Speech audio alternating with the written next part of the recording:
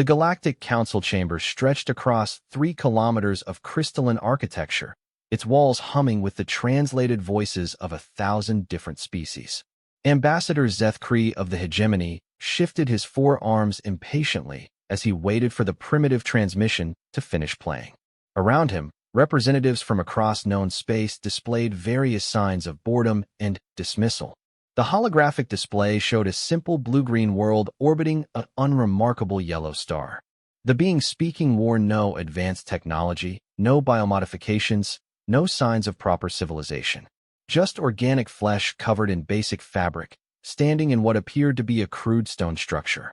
This is Admiral Sarah Chun of the Terran Defense Force, speaking on behalf of Earth and its colonies. The transmission continued. We have detected your fleet movements toward our system. This serves as our final diplomatic warning. Turn back now, or face the consequences of your actions. A ripple of amusement passed through the assembled delegates. Counselor Vextai's tentacles curled in what passed for laughter among his species. Did this creature just threaten the hegemony? A species that hasn't even achieved proper faster-than-light travel? Supreme Admiral Karoth stood slowly, his massive frame casting shadows across the chamber. The hegemony's military commander had conquered 47 systems in the past cycle alone. His cybernetic implants glowed as he accessed tactical data. The planet designated Terra 3 possesses abundant water resources and rare earth minerals, Karoth announced. Our surveys indicate minimal defensive capabilities. Population approximately 8 billion sentients using primitive chemical propulsion and basic energy weapons. Expected resistance duration, less than 1 planetary rotation. The transmission continued playing. The human called Chun stood straighter, her small organic eyes fixed on the recording device. We know you consider us primitive. We know you've studied our technology and found it lacking. But you don't understand what you're dealing with. Humanity didn't reach the stars through superior technology. We got here through something else entirely. Fascinating, muttered Dr. Silith, the Council's chief xenobiologist. Her insectoid compound eyes analyzed the human's physical structure. Standard carbon-based biped. No natural weapons, minimal physical strength compared to civilized species. Their atmospheric composition requires constant oxygen intake through primitive respiratory organs. How did such a weak species even survive to develop spaceflight? The recording showed Admiral Chun walking to a simple table where various objects were displayed. She picked up what appeared to be a crude projectile weapon, holding it with practiced ease. This is a rifle. Chemical propulsion, metal projectiles, technology your species probably abandoned 50,000 years ago. We still use them because they work. Simple, reliable, effective. Ambassador Zethkree's primary eyes rolled in dismissal. Crude ballistics against plasma weaponry and energy shields. These humans truly are delusional. Chun continued her presentation, moving to the next object. This is a knife. Sharp metal edge, basic handle, no power source required. We've been killing each other with variations of this design for hundreds of thousands of years. Before we had language, before we had fire, we had blades. Several delegates exchanged glances. The concept seemed absurd. What civilized species would maintain such primitive weapons when energy-based alternatives existed? And this, Chin said, lifting a small device, is what we call a nuclear weapon. Fission-based explosive yielding approximately 20 kilotons of destructive force. We created these before we developed sustainable fusion, before we understood genetic engineering, before we even left our planet's surface. We built weapons capable of destroying cities while still using mechanical computers. Dr. Silitha's mandibles clicked nervously. Unstable fission weapons? During their pre-space period? Most species don't develop such crude but devastating weapons until after achieving interstellar travel and proper energy management. Supreme Admiral Karoth dismissed the concern with a wave of his massive hand. Primitive atomic weapons are no threat to modern shielding technology.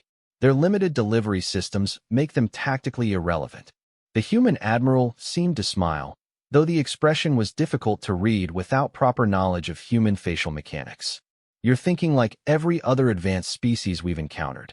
Better technology, superior firepower, overwhelming numbers. You believe these things guarantee victory.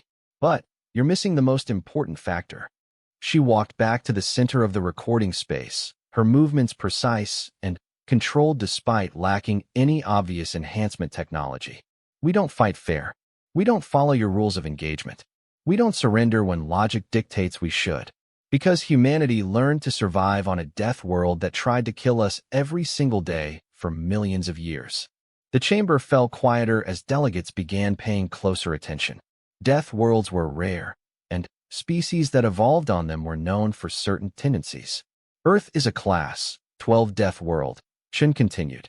Massive predators, extreme weather patterns, geological instability, disease organisms, poisonous plants and animals, and gravity levels that would crush most civilized species. We didn't just survive this environment. We conquered it. We turned every deadly aspect of our planet into tools for war. Ambassador Zethkri accessed his datapad, quickly reviewing the planetary classification data. Class 12 death worlds had a survival rate of less than 2% for introduced sapient species. How had these humans not only survived, but thrived? Our ancestors lived in caves and hunted animals 50 times their size using nothing but sticks and stones. The transmission continued. They crossed frozen wastelands and burning deserts, climbed mountains that would kill most species, and sailed oceans filled with creatures that could swallow their vessels whole. They did this not because they were stronger or smarter than the threats they faced, but because they refused to give up. Chen picked up a simple wooden stick from the table, turning it slowly in her hands. This is a spear. Sharpened wood, nothing more. With weapons like this, our ancestors killed creatures you would need plasma cannons to defeat, not through superior firepower, but through persistence, cunning, and absolute refusal to accept defeat. Supreme Admiral Karoth leaned forward slightly. As a military commander, he understood the importance of warrior cultures, but this seemed excessive even for a death world species. We are persistence predators, Chen explained. We track our prey for days or weeks without stopping. We don't have the speed of a pursuit predator or the strength of an ambush predator. Instead, we simply never stop hunting. Ever. We follow wounded animals across continents until they collapse from exhaustion. We pursue enemies through terrain that should be impossible to cross. We attack objectives that should be impregnable because we refuse to believe in impossible. Dr. Silitha's compound eyes focused intently on the human's physical structure. Persistence predation was theoretically possible for bipedal species, but the energy requirements and psychological stress should have prevented its development in sapient creatures. When our enemies retreat, we follow them. When they build walls, we go over them, under them, or through them. When they flee to space, we build ships and follow them there too. When they hide on moons and asteroids, we turn those hiding places into graves. We do not negotiate with those who threaten our home. We do not accept surrender from those who attack our families. We simply destroy them completely. The chamber was now completely silent except for the hum of translation systems working to convey concepts that didn't exist in most civilized languages. Chen walked to a large window visible in the background of the transmission. You see our blue skies and green lands and think we're soft. You see our cities and imagine easy conquest. But every human city is built on the bones of our enemies. Every peaceful field was once a battlefield where we destroyed something that threatened us. Our entire civilization is a monument to systematic, relentless, total warfare. She turned back to face the recording device, her expression hardening. We have been fighting for survival since before we developed language. We have been killing organized enemies since before we discovered agriculture. We have been conducting total war since before we learned to write. And we have never, not once in our entire history, been successfully conquered by any enemy. Ambassador Zethkri felt an uncomfortable chill despite his species' natural temperature regulation. The human's words carried conviction that seemed almost religious in nature. Our military doctrine is simple, Chen continued. If you threaten Earth, we will find you. We will track you across the galaxy if necessary. We will destroy your fleets, your bases, your colonies, and your homeworlds. We will kill your soldiers, your commanders, and your leaders. We will do this not because we want to, but because we have no other choice. Because this is what we are. She gestured toward the window again. Every species that has ever threatened Earth has learned the same lesson. We don't fight until we win. We fight until our enemies no longer exist. Complete destruction is our only acceptable victory condition, because anything less means they might threaten our home again.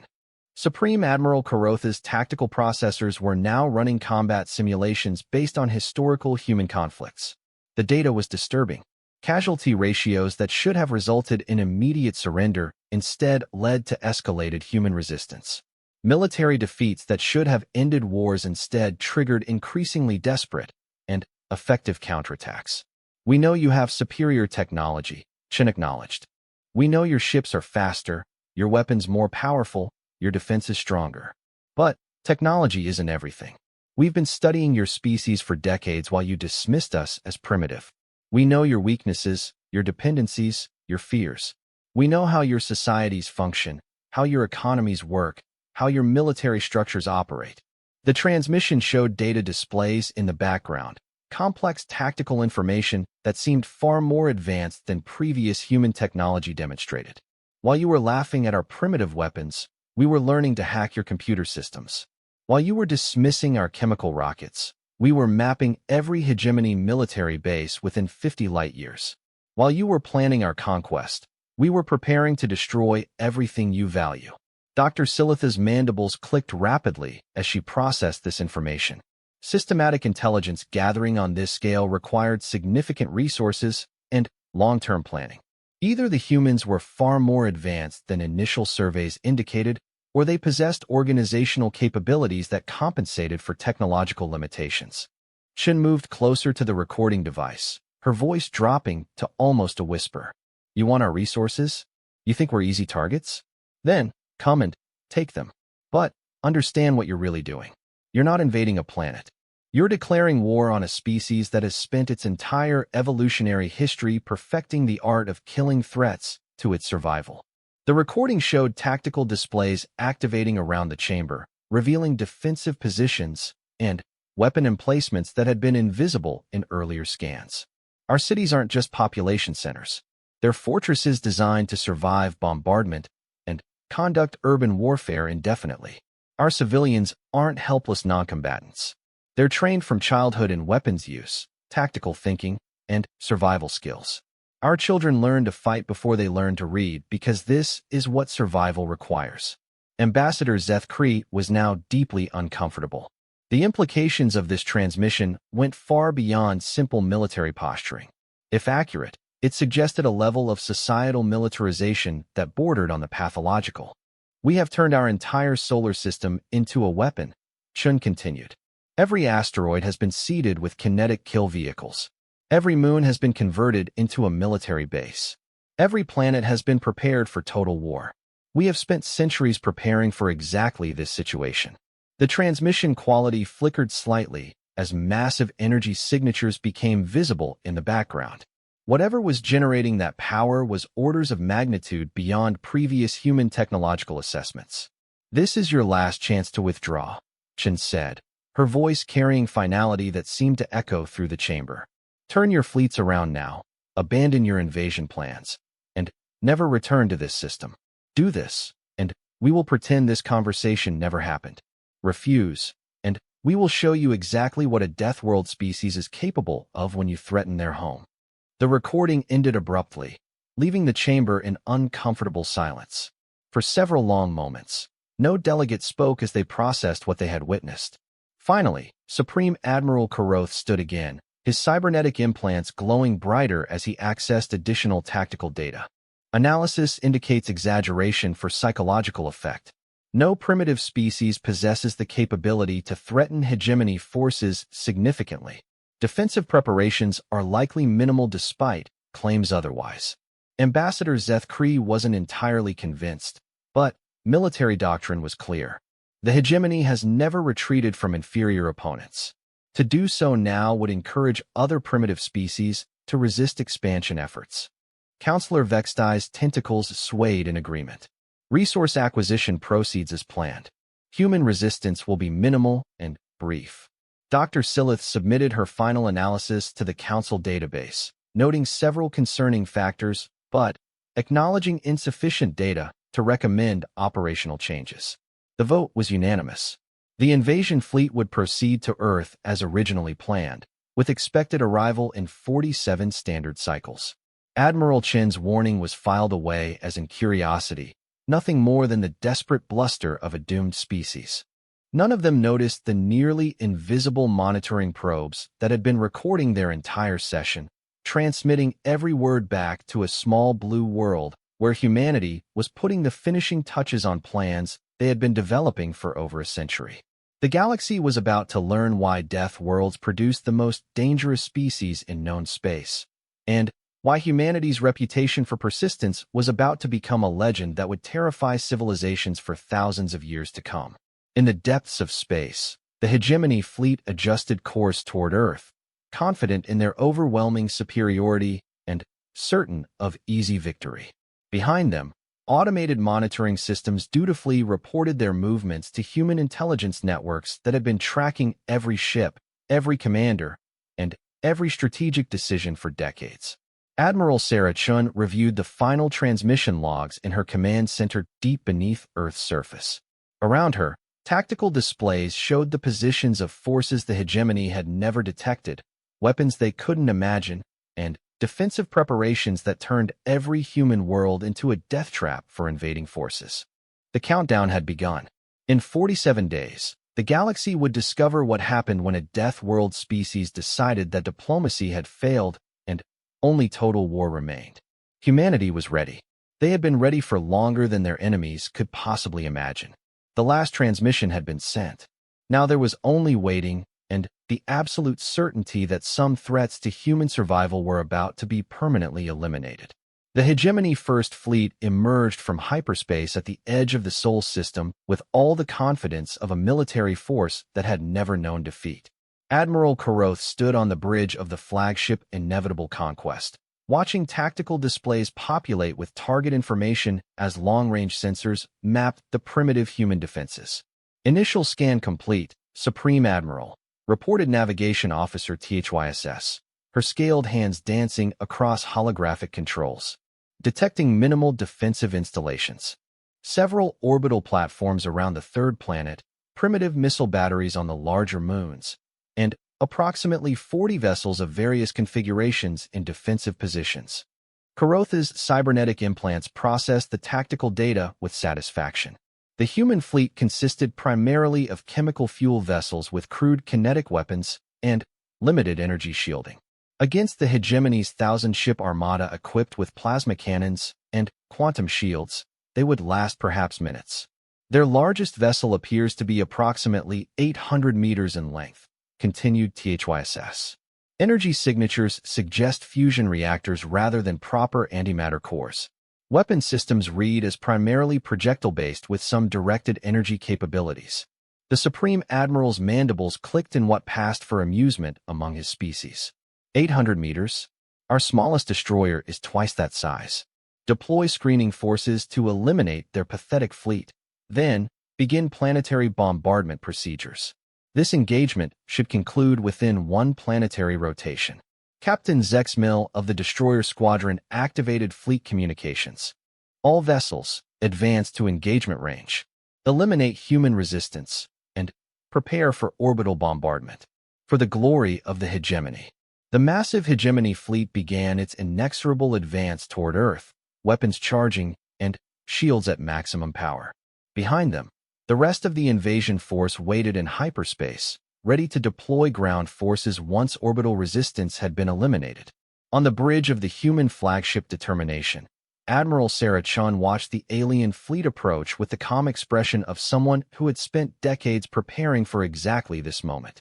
Around her, the command crew worked with quiet efficiency that spoke of extensive training and absolute confidence in their equipment. Range to enemy fleet? Chun asked quietly. 2 million kilometers, and closing, Admiral, replied Tactical Officer Martinez. They're maintaining standard battle formation, no attempt at stealth or maneuvering. Appears to be a direct frontal assault. Weapon status? All systems green, Admiral. Kinetic batteries charged and targeted. Missile tubes loaded. Point defense networks online. All vessels report ready for engagement. Shin nodded slightly, Her attention focused on the tactical display showing the approaching alien armada. 40 human ships against 1,000 enemy vessels seemed like impossible odds to any observer.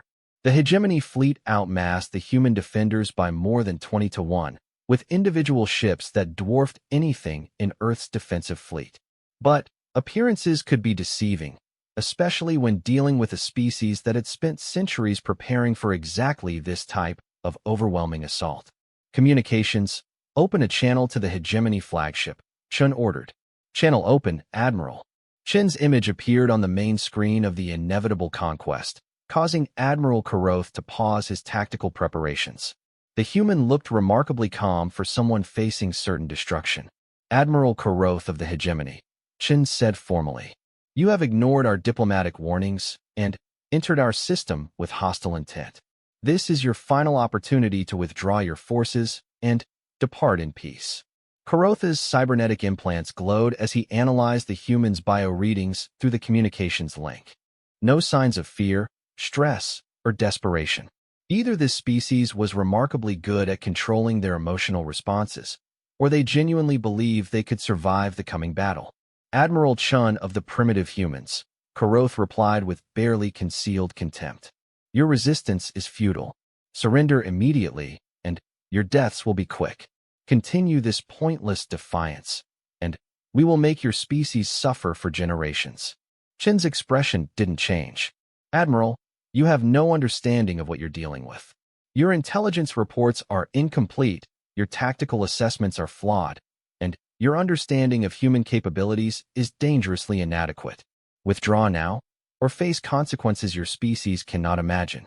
Enough, Karoth snarled, his patience finally exhausted. Begin the attack. Show these primitives the price of defying the hegemony. The communication channel closed as the first wave of hegemony destroyers accelerated toward the human defensive line. Plasma cannons began charging as the alien vessels closed to effective combat range, their shields glowing with energy that could deflect any known human weapon. Admiral Chun watched the enemy approach with the same calm expression she had maintained throughout the entire conversation. When the lead destroyers reached the 1 million kilometer mark, she simply said, "Execute Order Prometheus." Across the human defensive fleet, activation signals triggered systems that had been dormant for decades. Deep within each human vessel, massive gravitational field generators came online, creating localized distortions in spacetime itself. The hegemony sensors immediately detected the energy signatures, but couldn't identify their purpose. The gravitational distortions were unlike anything in their tactical databases, operating on principles that seemed to violate known physics. What are those energy readings? Demanded Admiral Karoth as his tactical officers struggled to analyze the new signatures. Unknown technology, Supreme Admiral, replied THYSS, her voice carrying the first hint of uncertainty. The gravitational distortions appear to be artificial, but the power requirements should be impossible for vessels of that size. The lead hegemony destroyers opened fire at 800,000 kilometers, their plasma cannons sending streams of superheated energy toward the human fleet. The bolts should have overwhelmed human shields and vaporized their primitive vessels in seconds.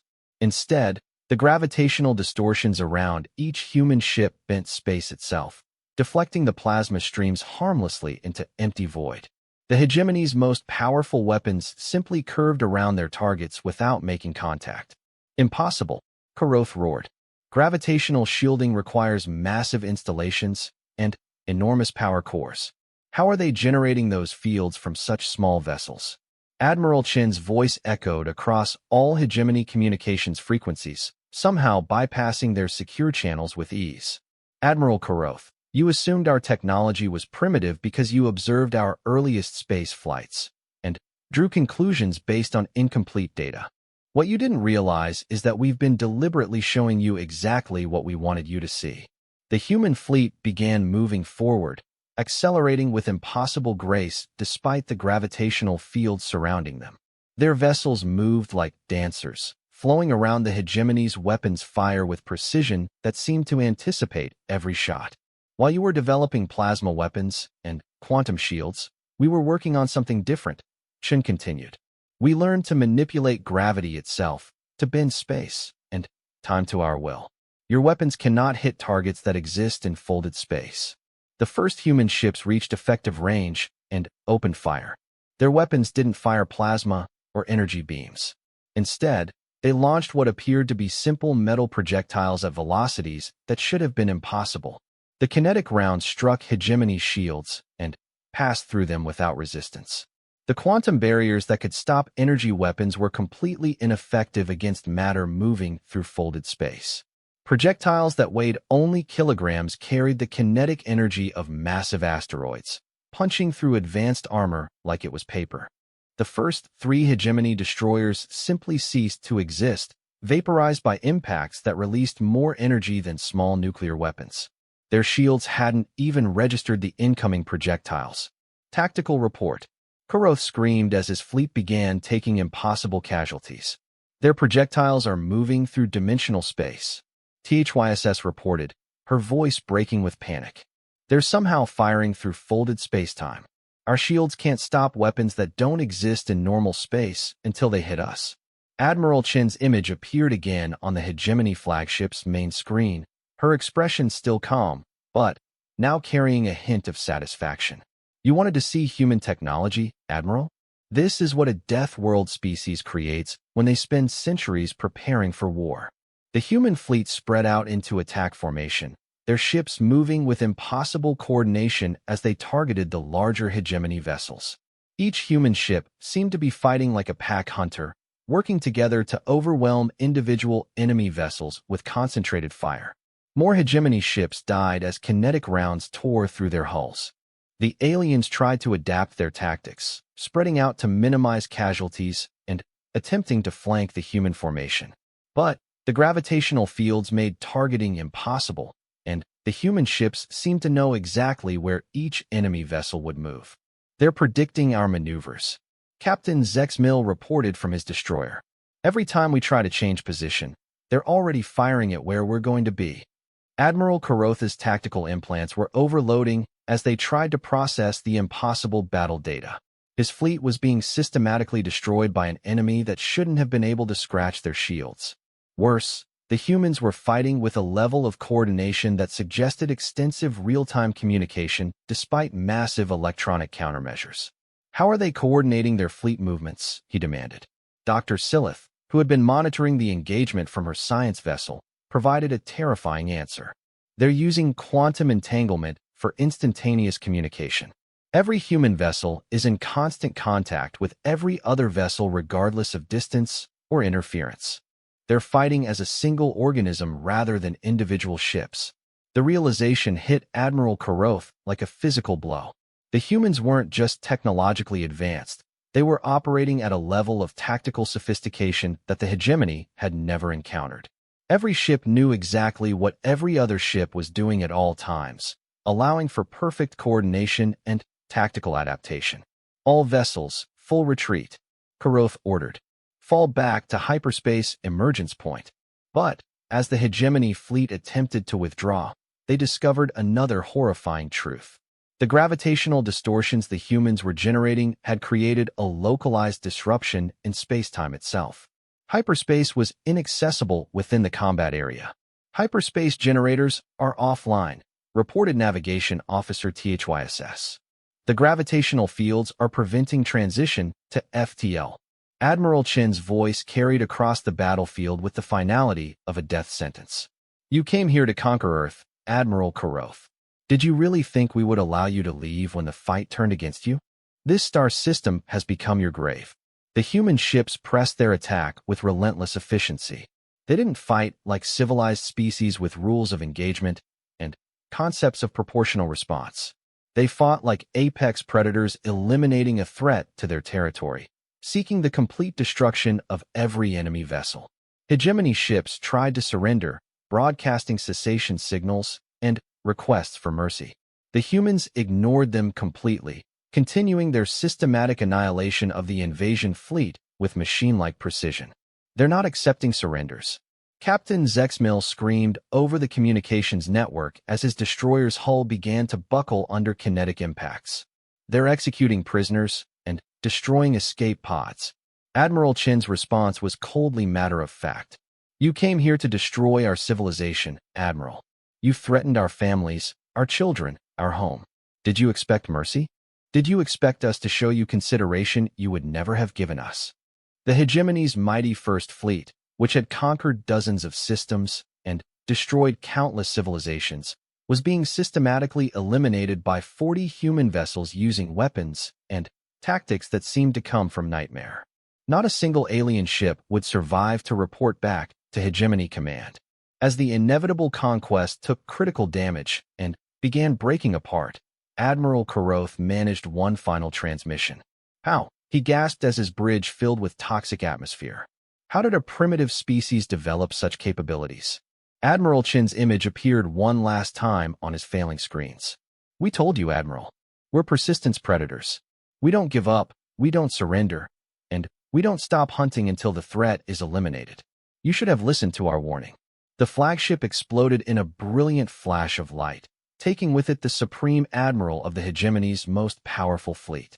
Around the wreckage, the last few surviving alien vessels died under the relentless fire of weapons that bent the laws of physics themselves.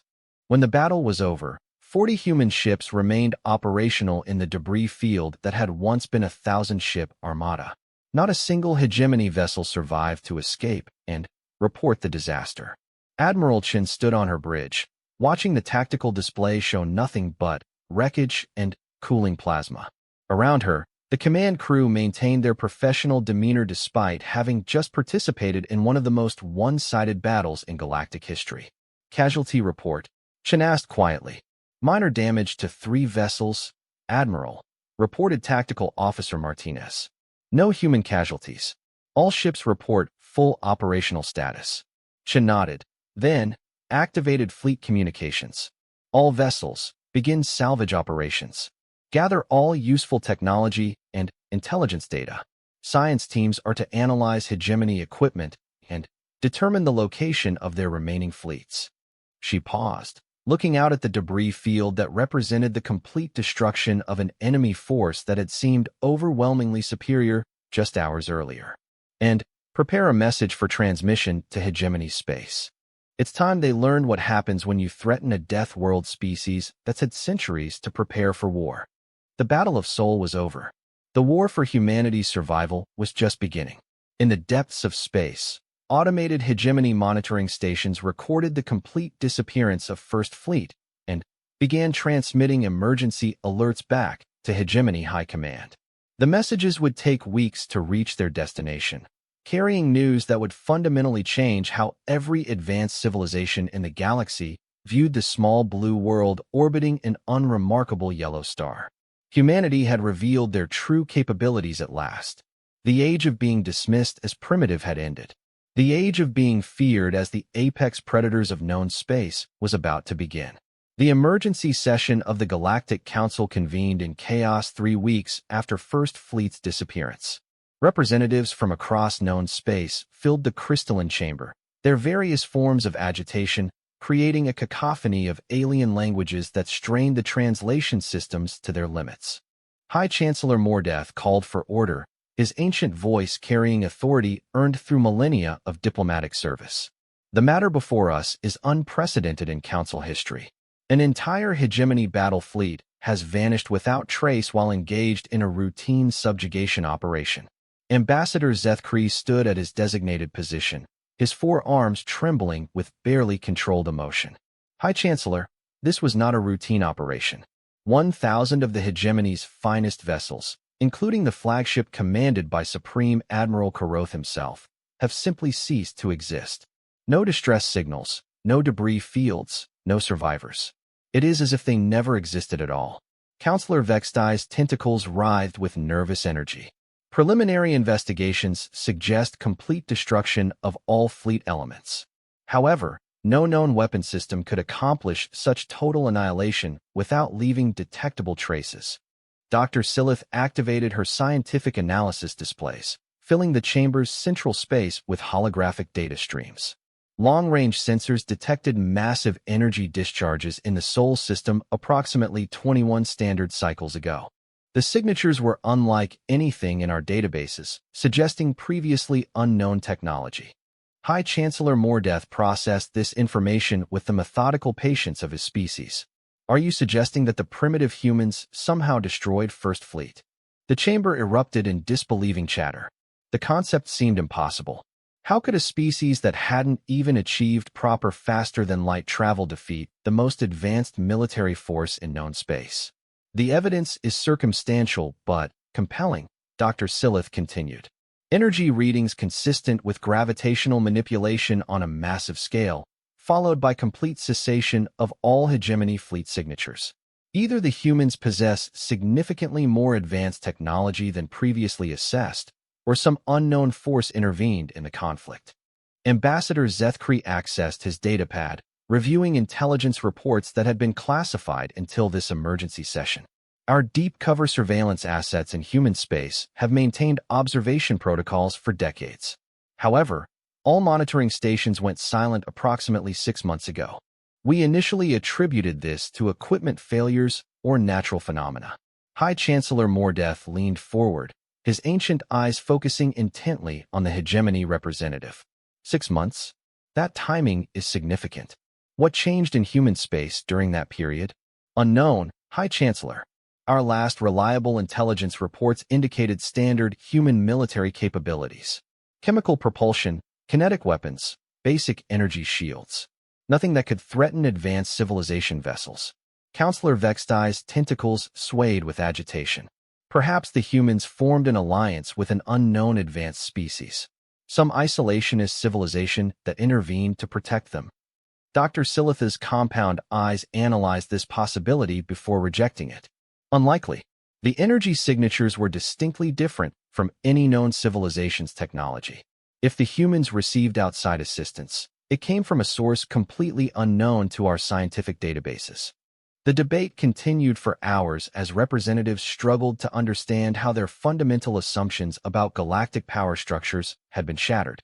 The idea that primitive humans could destroy First Fleet challenged everything they believed about technological superiority and military dominance. During the heated discussions, no one noticed the faint shimmer near the chamber's apex where a nearly invisible monitoring probe recorded every word for transmission back to Earth. Deep beneath the Colorado mountains, Admiral Sarah Chun reviewed the council session recording in her command bunker. Around her, banks of quantum computers processed intelligence data gathered from across the galaxy by surveillance systems the aliens had never detected. They're confused and frightened, reported Intelligence Director Harrison, studying alien body language patterns on multiple screens. None of their species have experience with opponents who use deception and misdirection as primary strategic tools. Chen nodded, watching Ambassador Zethkri's increasingly agitated gestures. They've been operating under the assumption that superior technology automatically guarantees military victory. They don't understand species that compensate for technological limitations through tactical innovation and strategic planning. The recording showed Dr. Silith presenting new analysis data to the Council, her scientific instruments struggling to understand the gravitational manipulation technology that had made the human victory possible. How long before they figure out our actual capabilities? Asked General Morrison, Chen's tactical advisor. Months, maybe years, Chen replied. They're looking for technological solutions to what is fundamentally a strategic problem. They assume we must have hidden advanced technology because they can't imagine primitive weapons being used effectively against superior opposition. Director Harrison activated additional displays showing hegemony fleet movements throughout the galaxy. Their response is predictable. They're consolidating forces, calling in reinforcements, preparing for a massive retaliatory strike. Classic overwhelming force doctrine. Chen studied the tactical data with satisfaction. The hegemony was reacting exactly as human psychological profiles had predicted they would. Fear and wounded pride were driving them toward increasingly desperate measures that would ultimately work to humanity's advantage. Phase 2 implementation status? Chen asked. All infiltration teams are in position, Morrison reported. We've had operatives embedded in major hegemony installations for over a decade. They're ready to activate on your signal. The plan was elegant in its simplicity. While the galaxy's advanced civilizations struggled to understand how humans had achieved their impossible victory, those same humans were preparing to demonstrate that the Battle of Sol had been merely the opening move in a much larger campaign. Back in the council chamber, the emergency session was reaching a critical decision point.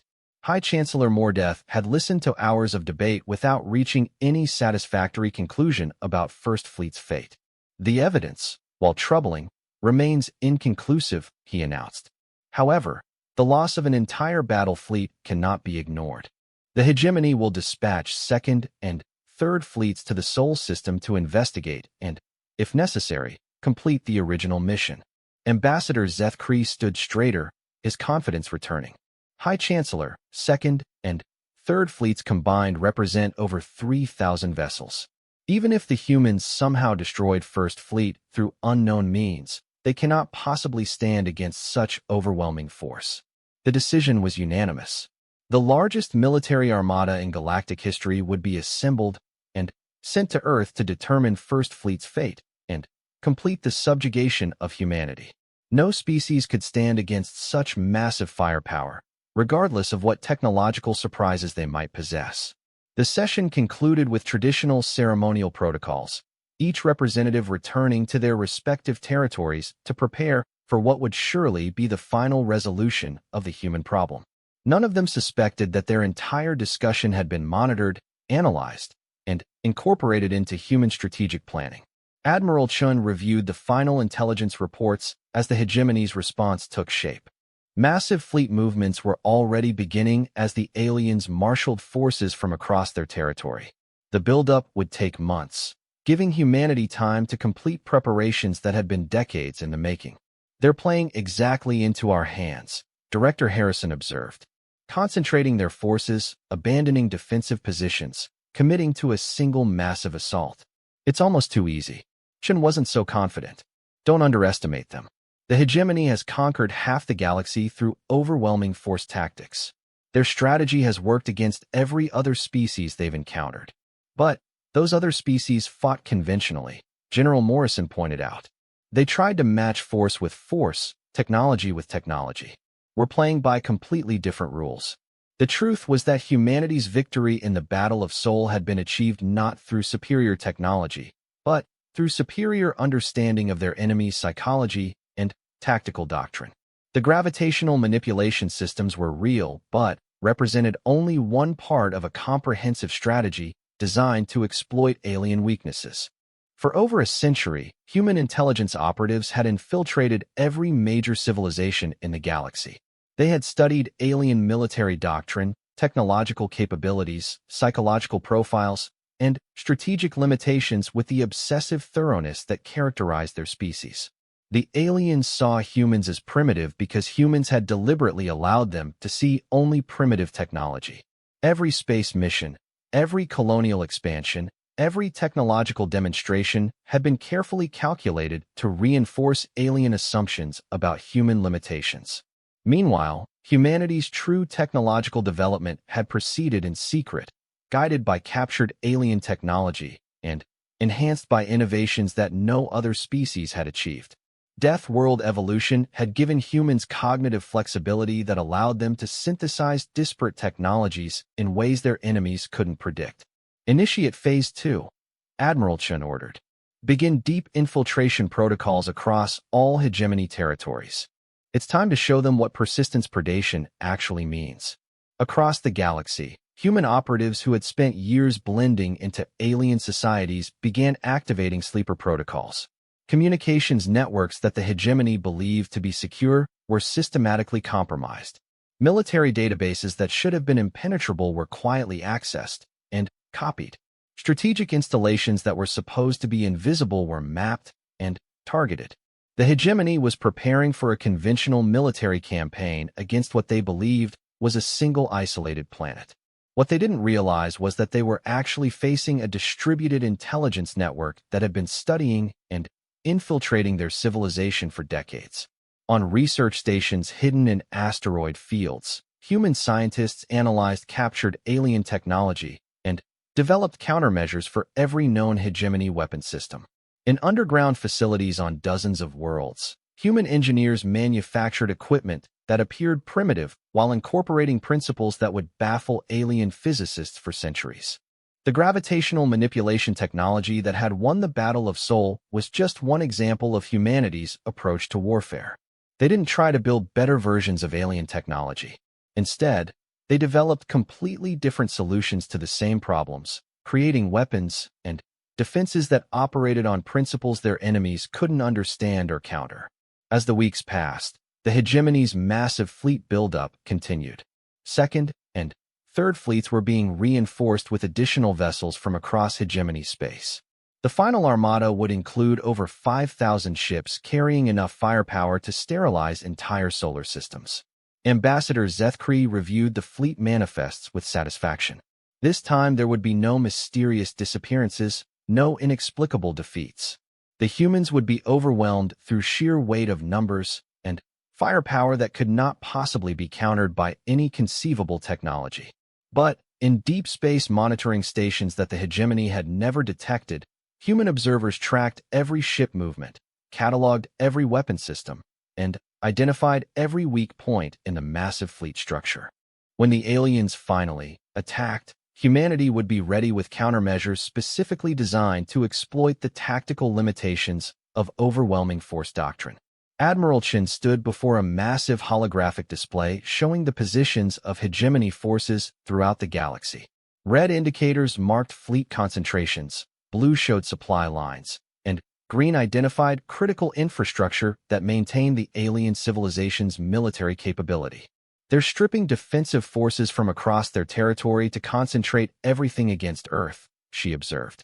Classic military doctrine, but strategically disastrous when facing an opponent with deep infiltration capabilities. Director Harrison highlighted vulnerable targets throughout hegemony space. Once they commit their fleets to the Sol system, their entire civilization will be defenseless. We can strike their homeworlds, their industrial centers, their supply bases, everything that supports their military machine. The plan was audacious beyond anything previously attempted in galactic history.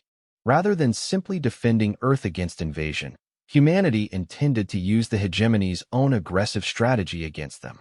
While alien fleets were concentrated in one location, human forces would systematically dismantle their entire civilization. Estimated casualties for Phase 3? Chen asked.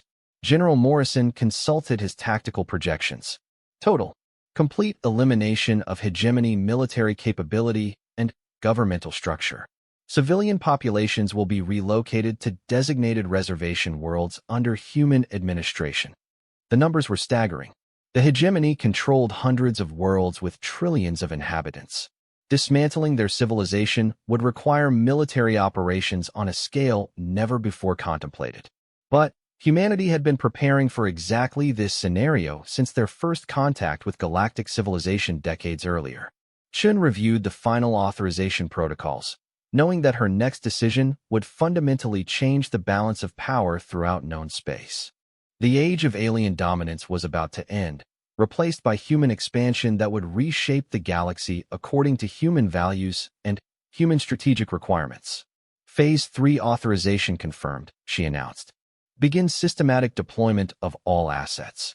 The hegemony wanted total war. We'll give them exactly what they asked for. Across the galaxy, human forces that had been hidden for generations began emerging from their concealment. Ships that appeared to be merchant vessels suddenly revealed advanced weapons systems. Colonies that had seemed primitive activated planetary defense networks that rivaled anything in alien space. Asteroid bases that had been invisible to alien sensors came online with manufacturing capabilities that dwarfed entire hegemony industrial worlds. The second transmission to the hegemony fleet went out on all frequencies, bypassing every security system the aliens possessed. Admiral Chen's image appeared simultaneously on every hegemony vessel, every military installation, and every government facility throughout their territory. People of the hegemony, she began, her voice carrying the calm certainty that had characterized humanity's first warning. Your leaders have chosen to ignore our diplomatic overtures and continue their aggressive expansion toward Earth. As a result, the Terran Defense Force is now implementing total war protocols against your civilization. The transmission showed tactical displays revealing the true scope of human military capabilities. Fleet positions that had been invisible to alien sensors were suddenly revealed across dozens of star systems. The primitive species the hegemony had dismissed as irrelevant possessed military forces that rivaled their own. Effective immediately, all hegemony military forces are considered hostile targets for elimination. All hegemony governmental structures are considered illegitimate and subject to replacement. All hegemony territorial claims are declared void and will be redistributed according to human strategic requirements. The displays showed simultaneous attacks beginning on hegemony installations throughout the galaxy. Bases that had seemed impregnable were being destroyed by weapons that appeared from nowhere. Fleets that had been positioned for defensive purposes found themselves under assault by forces they hadn't known existed. This is what total war means when conducted by a persistence predator species, Chun continued. We don't simply defeat our enemies. We eliminate them completely. Your civilization is being systematically dismantled as you receive this message. Your fleets are being destroyed, your worlds are being occupied, your governments are being replaced. The transmission ended with coordinates showing the location of designated reservation worlds where surviving hegemony populations would be relocated under human supervision. The message was clear. Unconditional surrender was the only alternative to complete extinction. In the space of 6 hours, the hegemony lost control of over 60% of their territory. Human forces struck with precision that could only have been achieved through decades of intelligence gathering and strategic preparation. Entire star systems fell without their defenders even understanding who was attacking them. The great fleet assembled to destroy Earth found itself trapped in deep space with nowhere to retreat. Behind them, their entire civilization was collapsing under systematic assault by enemies they had never detected. Ahead of them lay a solar system that had somehow become the center of military power that dwarfed anything they had imagined possible. Admiral Chun watched the tactical displays show the collapse of galactic civilization's most powerful military force. Around her, the command staff maintained professional calm despite witnessing the most significant military victory in human history. Damage assessment? She asked. Negligible human casualties, reported General Morrison.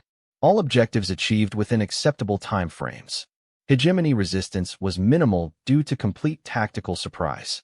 Director Harrison activated displays showing the broader galactic situation. Other civilizations are beginning to respond. Most are declaring neutrality and requesting diplomatic contact. The few attempting military intervention are being dealt with by secondary task forces. Chen nodded, knowing that the galaxy had just learned the most important lesson in its history. When a death world species issued warnings, civilized races would ignore them at their peril. Humanity had evolved to be persistence predators, and they had just demonstrated what that really meant on a galactic scale.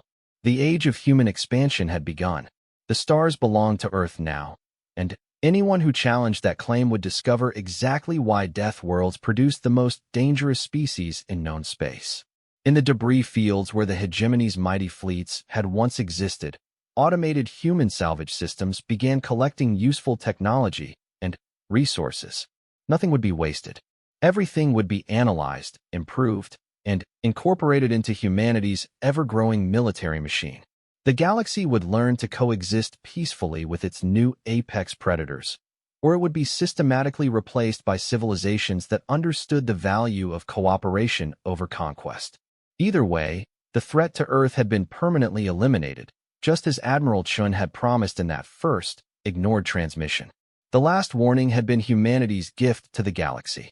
What came after was simply the inevitable consequence of refusing to listen to a species that had never learned to accept defeat.